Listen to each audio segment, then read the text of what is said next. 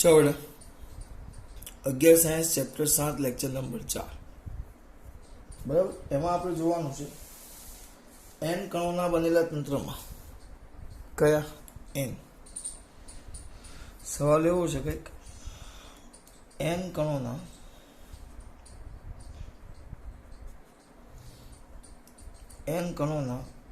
बनेला तंत्रना द्रव्यमान केंद्रનું સૂત્ર મેળવવાનું છે। સૂત્ર લખો અને એના માટે લાગતા બળ માટેનું પણ સૂત્ર મેળવવાનું છે। આમાં બહુ બધા સૂત્રો છે અને અલગ અલગ સ્વરૂપમાં આપણે ફેરવવાનું છે। દ્રવ્યમાન કેન્દ્રનું સૂત્ર આપણે લખશું ને આ જે સેન્ટર ઓફ માસનું, તો આપણે આ જે સેન્ટર ઓફ માસનું સૂત્ર લખશું ને એને ઘણા જુદા જુદા સ્વરૂપમાં ફેરવવાનું છે અને ઘણા બધા જુદા જુદા સ્વરૂપમાં આપણે શું કરવાનું છે, સૂત્ર લખીને ઘણા બધા સ્વરૂપમાં ફેરવવાનું છે। દ્રવ્યમાન કેન્દ્રનું આ સ્થાન સદિશ કહેવાય, સ્થાન સદિશનું સૂત્ર। તો પહેલા એન કણોનું તંત્ર કીધું છે, પહેલા કેટલા કણોનું એન કણોનું તંત્ર, કેટલા કણોનું કીધું છે એન કણોનું। તો આપણે પહેલા એમ વાત કરશું, તો જો આ રીતે દઉં, હા આ 3D છે,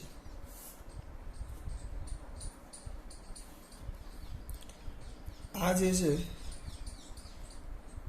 જે છે ને એ યામાક્ષનું ઉગમ બિંદુ છે ત્રિપરિમાણમાં એક્સ વાય ઝેડ, ત્રિપરિમાણમાં યામાક્ષનું ઉગમ બિંદુ છે એક્સ વાય અને ઝેડ, 3Dમાં એક્સ વાય અને ઝેડ, ત્રિપરિમાણમાં યામાક્ષનું કયું બિંદુ છે ઉગમ બિંદુ, આપણા એન કોણો છે એન। તો જો આ રીતે આ પહેલો કોણ, બીજો કોણ, એવા બહુ બધા કણો છે, બધાનો અંશ થશે। આ અમદાવાદનો પહેલો કોણ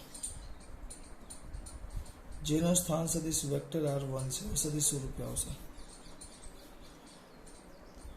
આ M2 દળનો બીજો કોણ જેનો સ્થાન સદિશ વેક્ટર R2 છે। પછી આગળ દોડો, સીધો એનમો કોણ લઈ લઉં છું, એનમો કોણ બહુ બધા આવે પણ આપણે એનમો લઈ લો, બધા ક્યાં લખવા જશો તમે, એનમો કોણ છે જેનો સ્થાન સદિશ વેક્ટર Rn છે, બરાબર। તો આપણો પહેલો મુદ્દો શેમાં દર્શાવ્યા અનુસાર આકૃતિમાં, શેમાં દર્શાવ્યા અનુસાર આકૃતિમાં, તો આકૃતિમાં દર્શાવ્યા મુજબ કયા પરિમાણમાં બેટા,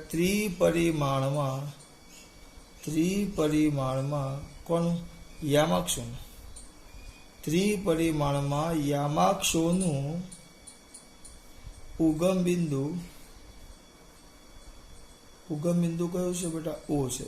આ યામાક્ષોનું ઉગમ બિંદુ ઓ છે, ત્રિપરિમાણમાં યામાક્ષોનું ઉગમ બિંદુ કયું છે, ઓ છે। ત્રિપરિમાણમાં યામાક્ષોનું ઉગમ બિંદુ કયું છે, ઓ છે। આગળ યામાક્ષનું ઉગમ બિંદુ કયું કીધું છે બેટા, ઓ છે। હવે તંત્ર કેટલા કણોનો બનેલો છે, એન કણોનો। જો તો તંત્ર એન કણોનો બનેલું છે।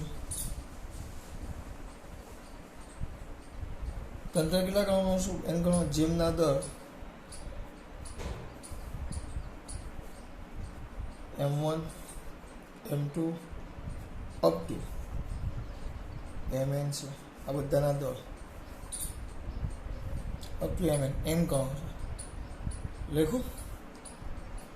તો આ કણોના આ દળ આવી ગયા, દળ આ કણોના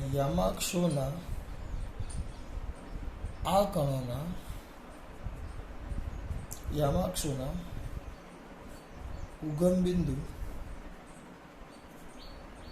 ઓ ને અનુલક્ષીને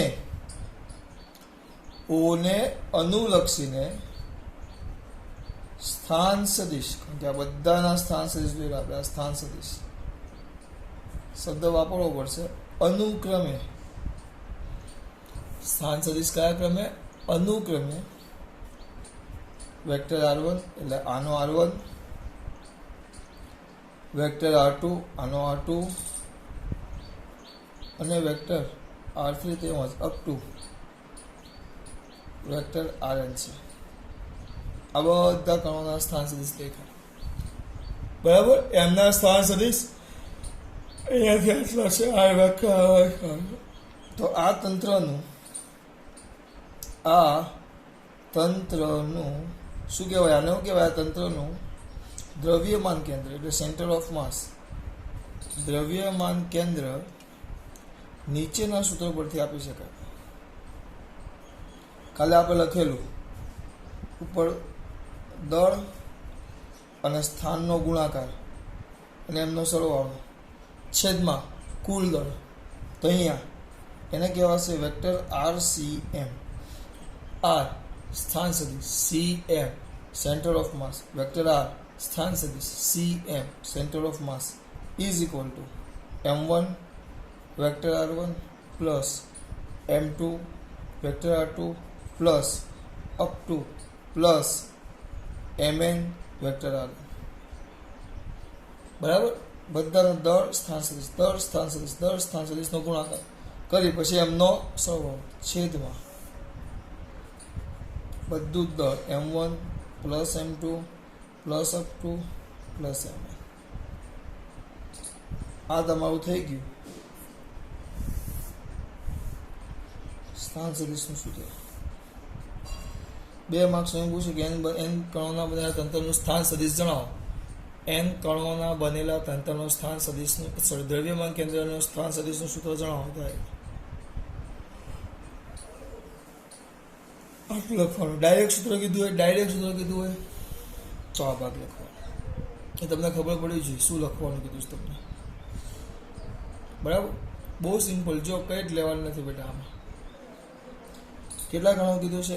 n કણોના બનેલા તંત્રના દ્રવ્યમાન કેન્દ્રનું સૂત્ર. આટલું લખી નાખ્યું. બરાબર, ત્રિપરિમાણમાં યામાક્ષનું ઉગમ બિંદુઓ છે. તંત્ર n કણોનું બનેલું છે જેમના દળ M1 M2 up to Mn છે અને ઉગમ બિંદુઓને અનુલક્ષીને બધું અહીંયાથી જ લખવાનું. આ વાંચવાની જરૂર જ નથી. ઉગમ બિંદુઓને અનુલક્ષીને તેના સ્થાન સદિશ vector R1 vector R2 up to vector Rn છે. બરાબર, તો આ કણોના યામાક્ષના ઉગમ બિંદુઓને અનુલક્ષીને સ્થાન સદિશ અનુક્રમે vector R1 R2 R3 up to Rn છે. આ તંત્રનું દ્રવ્યમાન કેન્દ્ર નીચેના સૂત્ર પરથી આપી શકાય. વેક્ટર RCM સૂત્ર લખી નાખજો. આમાં કંઈ કહેવું છે તમારે? વેક્ટર RCM એટલે આ સૂત્ર આવી ગયું. આ જ તમારું અગત્યનું મેઇન સૂત્ર છે. હવે આ નીચે છે જ્યાં, અહીંયા જો જ્યાં આ જગ્યાએ હું કેપિટલ M કરી શકું. M1 plus M2 plus up to plus Mn. બરાબર, M કેપિટલ M ટૂંકમાં એને કહેવાય તંત્રનું કુલ દળ. બધા કણો છે એ બધા કણોના દળનો સરવાળો તંત્રનો કુલ દળ થઈ જાય. એટલે આ કિંમત સમીકરણ 1 માં મૂકતા સમીકરણ 1 પરથી સમીકરણ કયા પરથી બેટા? 1 પરથી જોજો.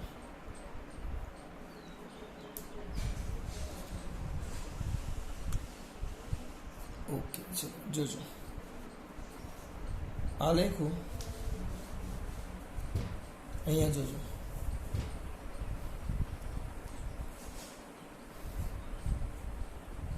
સમીકરણ 1 માં કિંમત મૂકતા શું થાય બોલો? therefore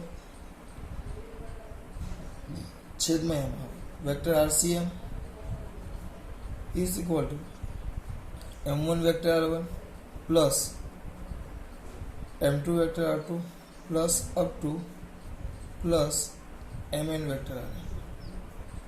હવે અહીંયા છેદમાં એમ લખવું, પછી એમ નીચેના પદમાં ગુણાકારમાં લખવાના કરતાં આ જે દળ થયું એમ કુલ દળ તંત્રનું અહીંયા બાજુમાં જ ગુણાકારમાં લખી નાખો.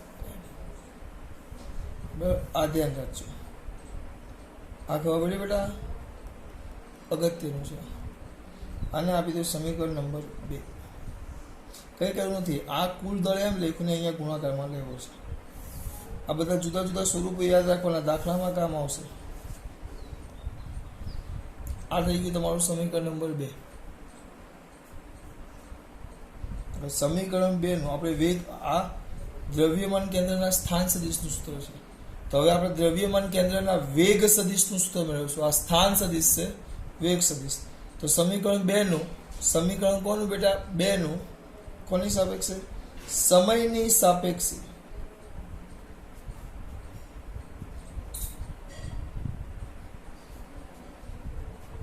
વિકલન કરતા. તો સમયની સાપેક્ષે વિકલન કરો બેટા. સમયની સાપેક્ષે શું કરો દીકરા? વિકલન. તો વિકલન કરતા, ચલો જો ક્યાં હતા આપણે? સમીકરણ 2 ની સાપેક્ષે એનું શું કરતા બેટા? વિકલન. ચલો વિકલન કરો બેટા. વિકલન કરવાનું છે. શું કરવાનું છે? વિકલન. તો કેમ થાય વિકલન? કરો તો કઈ જ નહીં, ડાયરેક્ટ લખો, આ એમ અચળ નીકળી જાય. D vector R C M by D T is equal to m1 D vector r1 by D T plus m2 D vector r2 by D T plus up to plus mn D vector rn by D T. આ ધ્યાન રાખજો. આવ્યો? તો આ સ્થાન સદિશનું સમયની સાપેક્ષે વિકલન કરો. સ્થાન સદિશનું, સ્થાનનું સમયની સાપેક્ષે વિકલન કરો સ્થાનનું, તો આપણને શું મળે બેટા? વેગ મળે. સ્થાનાંતરનો સમયની સાપેક્ષે વિકલન કરતા વેગ મળે. તો આ આપણું થઈ જાય m વેક્ટર VCM. શું થઈ જાય? m vector VCM. આ તો સેન્ટર ઓફ માસ નો સ્થાન સદિશ, તેના જગ્યાએ સેન્ટર ઓફ માસ નો વેગ સદિશ is equal to m1 vector v1 plus m2 vector v2 plus up to plus mn vector vn. આ તમારું બીજું સૂત્ર. આને કહેવાય વેગમાં ફેરવી દીધું આપણે. એ જ સમીકરણ પહેલાં સૂત્ર હતું, એને સ્થાન સદિશવાળા સૂત્રમાં હતું, ત્યાર પછી એને આપણે વેગ સદિશવાળા સૂત્રમાં ફેરવું. જો કિંમતો આપણે બદલતા જઈએ છીએ. પછી એને કયા સૂત્રમાં ફેરવું? વેગ સદિશવાળા. કયા બેટા? વેગ સદિશવાળા. વેગ સદિશવાળા સૂત્રમાં ફેરવી દીધું. હજી આને પ્રવેગવાળામાં પણ ફેરવવાનું, પણ આની કિંમત લખવી પડશે. ક્યાં? જ્યાં. ક્યાં? જ્યાં વેક્ટર VCM આવ્યું is equal to D vector RCM by D T. આ તો થાય દ્રવ્યમાન કેન્દ્રનો વેગ સદિશ, અથવા વેગ લખો તો પણ ચાલે. દ્રવ્યમાન કેન્દ્રનો વેગ સદિશ ન લખો પાછળ તો એ ચાલે, કારણ કે વેગ સદિશ રાશિ છે. દ્રવ્યમાન કેન્દ્રનો વેગ v1 બરાબર D vector r1 by DT બરાબર કણ એકનો વેગ અપ ટુ વેક્ટર vn બરાબર D vector rn by D T કણ n નો વેગ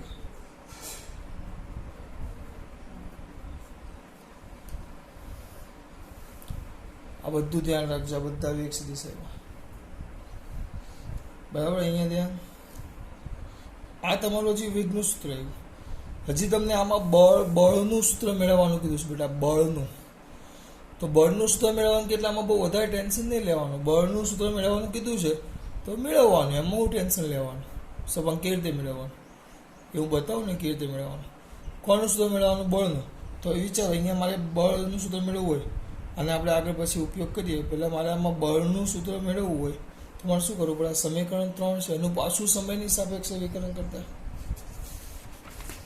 જો પાછું સમીકરણ 3 નું કોની સાપેક્ષે? સમયની સાપેક્ષે. આ સૂત્ર યાદ છે ને? આ સૂત્ર ધ્યાન રાખજો. m1 vector VCM. ચલો એક કામ કરી, આમાં લખીએ, પછી પાનું ફેરવશું દેખાય એટલે. આવ્યું સમીકરણ 3. તો સમીકરણ 3નું સમયની સાપેક્ષે વિકલન કરતા કરો, therefore વિકલન કરો તો I am d vector VCM by dt is equal to m1 d vector v1 by dt is equal to m2 d vector v2 by dt plus up to plus mn. અહીંયા ખાલી વિકલન કરું છું d vector vn by dt. તો આને વ્યવસ્થિત લખો તો આ તો થાય m vector acm is equal to m1 vector a1 plus m2 vector a2 plus up to plus mn vector an. એટલે એક જ વસ્તુ ત્રણ રીતે એક જ સૂત્રને ત્રણ સ્વરૂપમાં ફેરવું. સમીકરણ નંબર 4 કયા ત્રણ? પહેલા શું કર્યું? જો વિકલન કર્યું તો એ પહેલું વિકલન કર્યું અહીંયા જો આવ્યું, આ પહેલું વિકલન કર્યું મેં તો પહેલાં સ્થાન સદિશનું સૂત્ર મળ્યું. એનું વિકલન પહેલી વાર કર્યું તો એ જ સૂત્ર વેગમાં જ્યાં m વેક્ટર RCM બરાબર m1 r1 plus m2 r2 up to mn r છે એની જગ્યાએ m VCM થઈ જાય તો v1 v2 અને vn થઈ જાય, અને ACM થઈ જાય તો m1 vector a1 plus m2 vector a2 plus up to plus mn vector a1. એટલે અહીંયા જો દ્રવ્યમાન કેન્દ્રનો સ્થાન સદિશ હોય તો બધા દળોનો સ્થાન સદિશ સાથેનો ગુણાકાર, વેગ સદિશ હોય તો બધા દળોનો વેગ સાથેનો ગુણાકાર, અને પ્રવેગ સદિશ હોય એટલે સંતરમાસનો પ્રવેગ હોય તો બધાના પ્રવેગનો દળ સાથેનો ગુણાકાર, અને પછી એનો સરવાળો. આ વસ્તુ અગત્યનું છે. બરાબર? જે આમાં બાકી છે. બરાબર? ત્યાં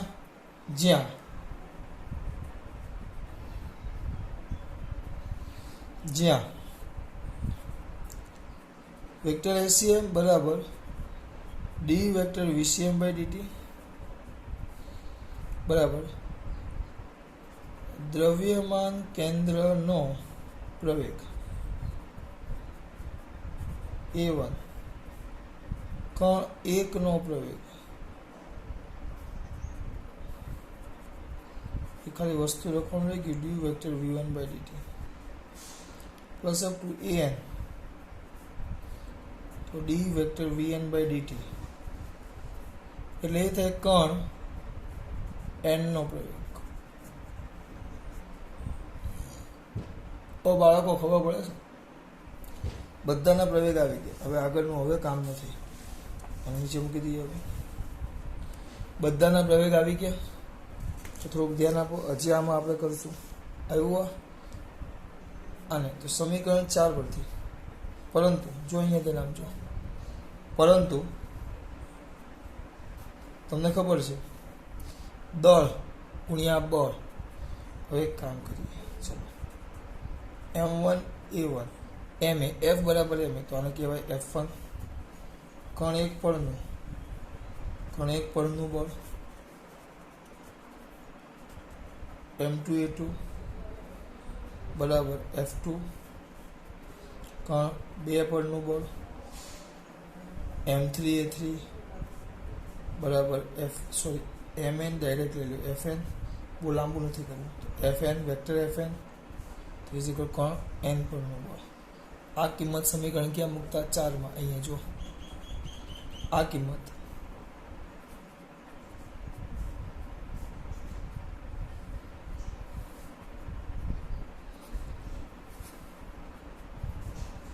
સમીકરણ 4માં મૂકતા. શું થાય સમીકરણ 4માં મૂકું તો બોલો? તો therefore m vector ACM is equal to vector f1 plus vector f2 plus up to plus vector fn. બધા કણો પર લાગતા બળોનો સરવાળો, તો એને વેક્ટર f કહેવાય. જે થઈ જાય તંત્ર પર લાગતું તંત્ર પરનું કુલ બળ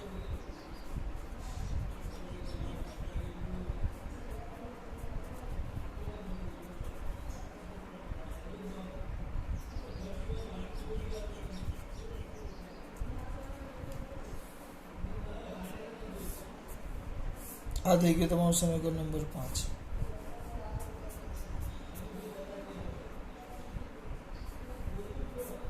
આગળના આ તમારું થઈ ગયું સમીકરણ નંબર 5. જો બહુ મસ્ત વસ્તુ છે. કઈ કર્યું નહીં, કેટલી વાર વિકલન કર્યું આપણે? 2 વાર. પછી આ બરાબર એમ એની કિંમત મૂકી આવી. જો બરાબર. આગળ જોઈએ હજી. તો આ સમીકરણ જે 5 આવ્યું આપણે, આ સમીકરણ 5 જોજો અહીંયા તેને જો આ 5 એ તમને કંઈક કહેવા માંગે. જો શું કહેવા માંગે સમીકરણ 5? કોઈ કહેશામાં બોલો. સમીકરણ 5 તમને શું કહેવા માંગે? પાના નીચે નાખી દીધા. તો સમીકરણ 5 સામે આપણે ધ્યાન આપેલું. આવ્યું જો આવ્યું તમારું સમીકરણ નંબર 5. જો તો આ સૂત્ર શું કહેવાય? જો 5 આ બધા કણોનું બળ, બધા કણો પર લાગતું બળ છે. જો અને એ કયું બળ બેટા? બાહ્ય બળ. આ બધા કણો પર લાગતા આ બળો છે. એ બળોના 2 પ્રકાર આવે, બાહ્ય બળ અને આંતરિક બળ. આપણે આના પછીના ભાગમાં જોઈશું. અત્યારે એમ લખીએ આપણે અહીંયાથી નામજો. 2 પ્રકારના બળ લાગે દરેક કણો પર, બાહ્ય બળ અને આંતરિક બળ. એની વાત આપણે પછી કરશું. તો આનું વિધાન શું કે જો ધ્યાન આપો. તો આ જે કણોનું તંત્ર છે n કણોનું, તો સમીકરણ 5 પરથી તો કણોના તંત્રના બધા જ કણો, બધા કણો પર, આ બધા જે કણો છે આ બધા કણો પર લાગતા બધા પ્રકારના 2 પ્રકાર આવશે. હમણાં આપણે જોઈશું. બધા પ્રકારના બળોનો, આ બધા જ પ્રકારના બળોનો સરવાળો. પણ કયો સરવાળો છે? સદિશ સરવાળો. બધા સદિશ છે. સદિશ સરવાળો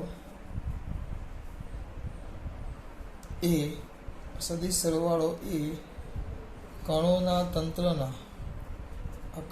તંત્રનું કુલ દળ છે. કુલ દળ એ કણોના તંત્રના કુલ દળ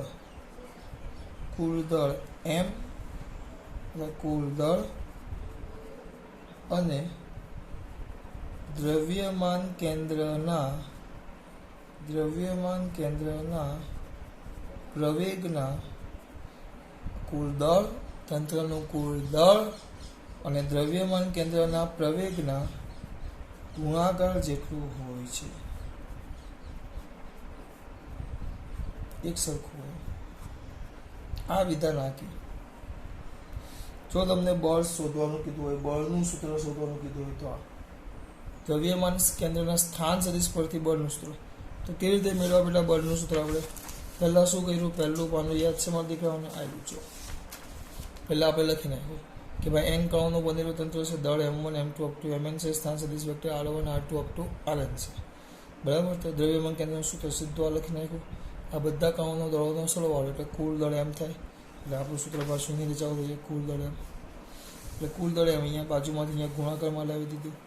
આ r છે. પ્રવેગ સુધી પહોંચવાનું છે. આ સ્થાન સદિશ છે. તો એનું પહેલી વાર વિકલન કરો તો વેગ સદિશ મળે. પ્રથમ વાર વિકલન તો વિકલન. કારણ કે દળ તો અચળ છે તે બહાર કાઢી લીધા. તો આ વેક્ટર VCM m1 આ થાય દ્રવ્યમાન કેન્દ્રનો વેગ, આ કણ 1 નો વેગ, કણ 2 n નો વેગ. આ કિંમત મૂકી દીધી. એનું પાછું વિકલન તો બીજી વાર વિકલન કરું તો પ્રવેગની કિંમતો મળી ગઈ.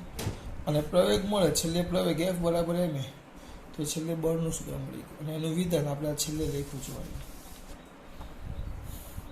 આ બળ પૂછે તો શું? એ સ્થાન સદિશ સૂત્ર પરથી બળનું સૂત્ર પૂછે તો, સ્થાન સદિશના સૂત્ર પરથી બળનું સૂત્ર પૂછે તો, સ્થાન સદિશના સૂત્ર પરથી કયું સૂત્ર પૂછે તો? બળનું સૂત્ર પૂછે તો અહીંયા સુધી પહોંચવાનું. બરાબર. પણ તમને વેગમાન પૂછે, વેગમાન, તો હવે આ એક ટોપિક પતી ગયો. બરાબર. હવે અહીંયા આપણે સમીકરણ 3નું વિકલન કરેલું. જો અહીંયાથી આપણે આ સમીકરણ 3 લખ્યું, પછી આપણે આ જે ટોપિક ચાલુ કર્યો એ સમીકરણ 3નું વિકલન કર્યું. જોજો અહીંયા આ ટોપિકમાં આપણે આ સમીકરણ 3નું વિકલન કર્યું, પ્રવેગના કિસ્સા મેળવા, પછી પ્રવેગ F બરાબર ma આવ્યું તો બળ મેળવ્યું. પણ તમને આ બળ શોધવાનું ન કીધું હોય, તમને એમ કે આ એક ટોપિક, એક પ્રકારની થિયરી પૂરી થઈ ગઈ તમારી. જો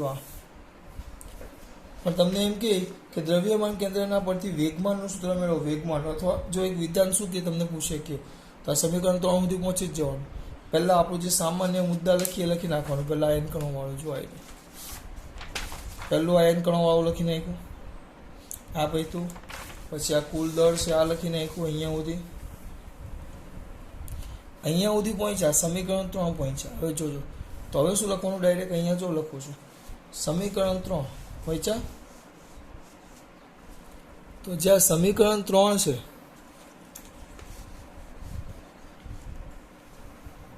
તેનું સમયની સાપેક્ષે, સમીકરણ 3 પરથી આ સમીકરણ 3 લખ્યું, આને એવું કહેવાય m1 vector v1 is equal to vector p1, જેને કહેવાય કણ 1 નું રેખીય વેગમાન. હવે રેખીય કોણીય લખવાનું, કારણ કે ચાક ગતિ પણ આવશે. અપ ટુ ડાયરેક્ટ લખી નાખું છું mn vector vn, mn vector vn vector pn કણ n નું રેખીય વેગમાન. આ કિંમત સમીકરણ 3 માં મૂકતા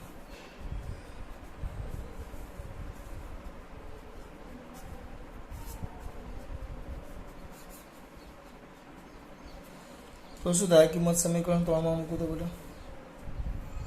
બોલો.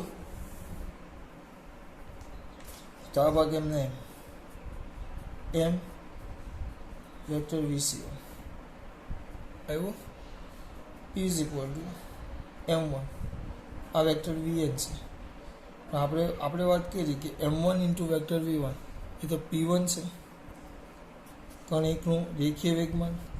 તો અહીંયા આવશે vector p1 plus vector p2 plus up to plus vector pn આવ્યું.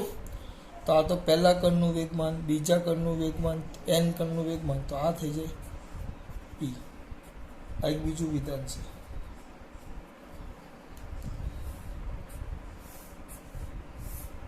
સમીકરણ નંબર 6. થિયરી અલગ થઈ ગઈ તમારી, એક જ થિયરી નથી. તો આ શું કે, આ થિયરી શું કે તમને કંઈક તો કહેતી હશે ને, એમ કે n કણોના બનેલા તંત્રનું કુલ આપી રેખીય વેગમાન, કુલ રેખીય વેગમાને તંત્રના m એટલે કુલ દર અને વેક્ટર વિશે કુલ દર અને દ્રવ્યમાન કેન્દ્રના વેગના, આ વેગ છે, દ્રવ્યમાન કેન્દ્રના વેગના ગુણાકાર જેટલું હોય છે. આ બીજું વિધાન. કેટલીક વાર તમને આ સાબિત કરવાનું કે 3 માર્ક્સમાં આખું ન પૂછાય. કેટલીક વાર તમને આ સાબિત કરવાનું કે 3 માર્ક્સમાં, તો શું કરવાનું? ત્રીજા સમીકરણ સુધી તો પહોંચવાનું જ. પણ જો વેગમાનની વાત કરી હોય, m વેક્ટર vcm બરાબર p બરાબર mv, એટલે m વેક્ટર vcm બરાબર વેક્ટર p સાબિત કરવાનું કીધું હોય, તો આમાં m1 v1 m2 v2 up to mn vn બરાબર p ધાર લેવાનો આવ્યું. એટલે આ ભાગ આવે સમીકરણ 3 પછી આ ઉપરનો ભાગ ને આટલો ભાગ આખો, બરાબર. પણ તમને બળનું સૂત્ર શોધવાનું કીધું હોય તો આ જે સમીકરણ 3 છે એ લખવાનું, અને એના પછી સમયની સાપેક્ષે વિકલન કરવાનું. બળ માટે તમારે MA જોઈએ, MA. તો સમયની સાપેક્ષે વિકલન કર્યું એટલે બળ મેળા, પ્રવેગ મેળો, F બરાબર આ બધા પ્રવેગ મેળા, પ્રવેગ ગુણ્યા દળ એટલે બધાના બળ મળી ગયા. આ પ્રવેગ, આ બધા તો બળ થઈ ગયા.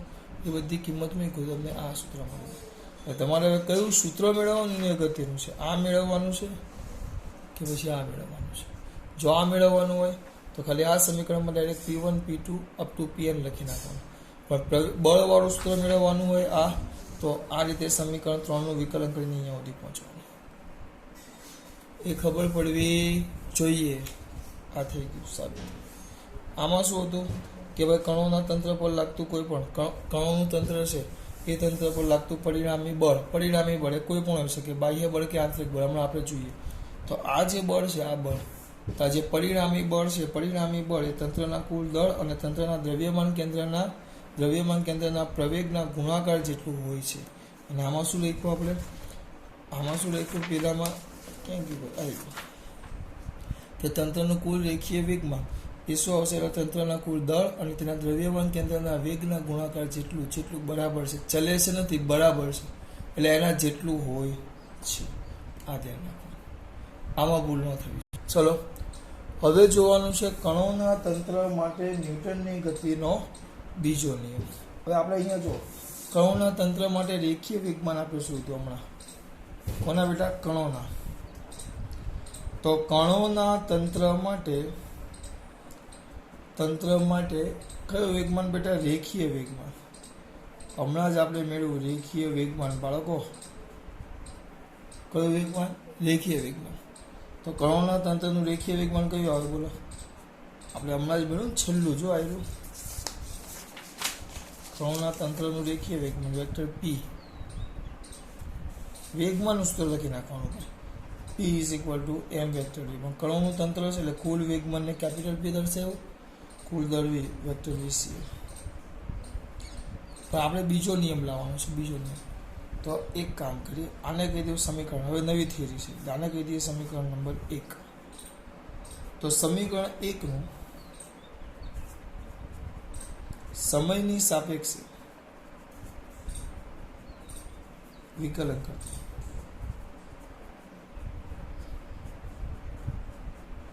ચલો કરો વિકલન. તો d vector p by dt is equal to m અચળ દળ છે એટલે d vector vcm by dt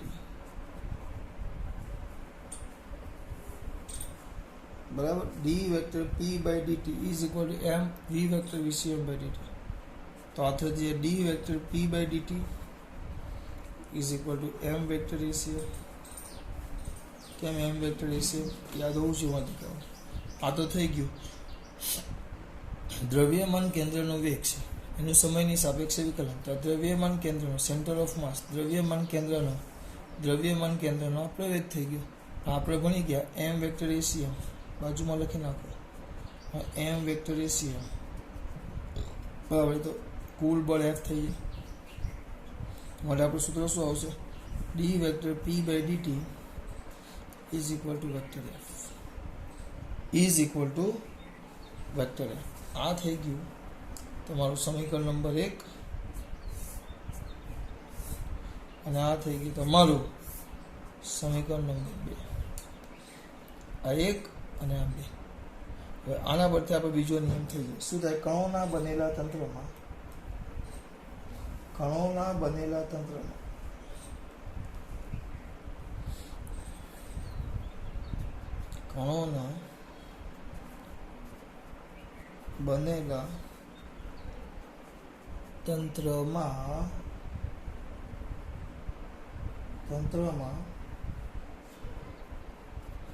તંત્ર પરનું પરિણામી બળ બે આવે બેટા, આંતરિક બળ ને બાહ્ય બળ. પણ આપણે ખાલી બળ જ લખશું કારણ કે આંતરિક બળો તો એકબીજાની અસર નાબૂદ કરી નાખે. પરિણામી બળ એ તંત્રના કુલ રેખીય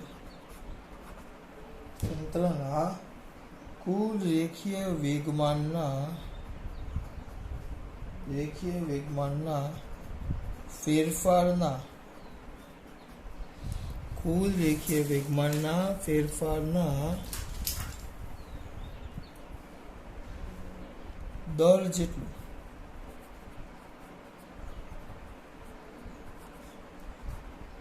હોય છે. થઈ ગયું. જો કુલ રેખીય વેગમાનના ફેરફારના દર જેટલું હોય છે. પાછું એક વાર જોશું બધા. શું કીધું આપણે? જો પહેલેથી બહુ સિમ્પલ. કણોના તંત્ર માટે રેખીય વેગમાન તો vector p is equal to m vector vc. સમીકરણ 1 નું સમયની સાપેક્ષે વિકલન કરતા.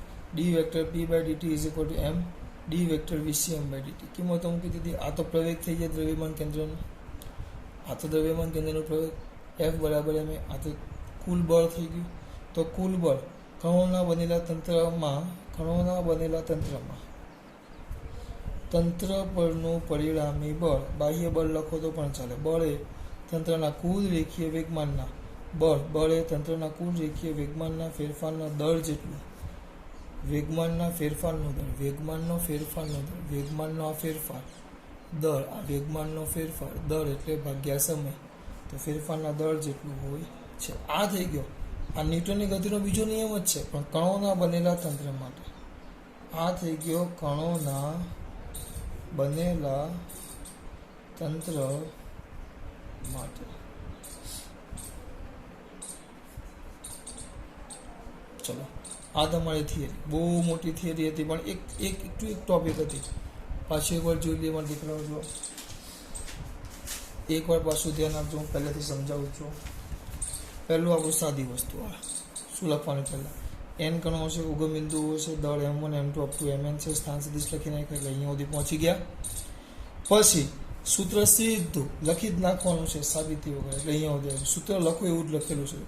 સૂત્ર લખી નાખવું.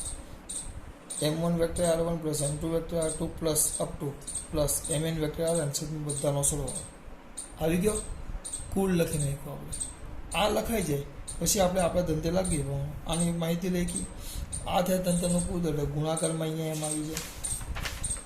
જો આવી ગયો ગુણાકારમાં અહીંયા એમ આવી ગયો. જો ગુણાકારમાં એમ આવી ગયો બેટા, આ ગુણાકારમાં એમ આવી ગયો તમારે.